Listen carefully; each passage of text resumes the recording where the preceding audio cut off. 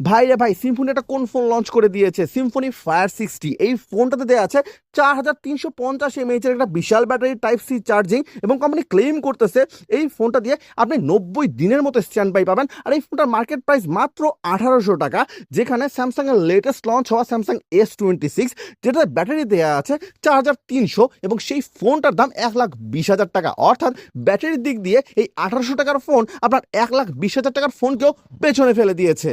Box খুলতেই প্রথমেই পেয়ে যাবেন 4350 mAh এর এই বিশাল ব্যাটারিটি। এই হলো সিম্ফনি ফায়ার 60 মোবাইলটি। 2.8 ইঞ্চির একটা ডিসপ্লে। কিপ্যাডগুলো দেখে আপনার মনে হতে পারে এর উপরে লিমিটিং করা, কিন্তু না, এর উপরে কোনো ধরনের লিমিটিং করা নেই, জাস্ট গ্লোসি পেইন্ট দেওয়া আছে। আপনার পেছনে এই যে দুটো কাটআউট দেওয়া আছে, এটা হচ্ছে ক্যামেরা, এটা হচ্ছে সিম্পল একটা ডিজাইন, এবং এটা হচ্ছে স্পিকার কাটআউট। উপরে আছে টর্চ লাইট, এবং নিচের দিকে আছে টাইপ সি চার্জিং পোর্ট। আপনার এটা হচ্ছে হেডফোনের জন্য, এবং এটা মাইক্রোফোনের জন্য। চলুন এবার আমরা ব্যাকপার্টটা খুলে দেখি ফোনটার ভেতরে কিরকম।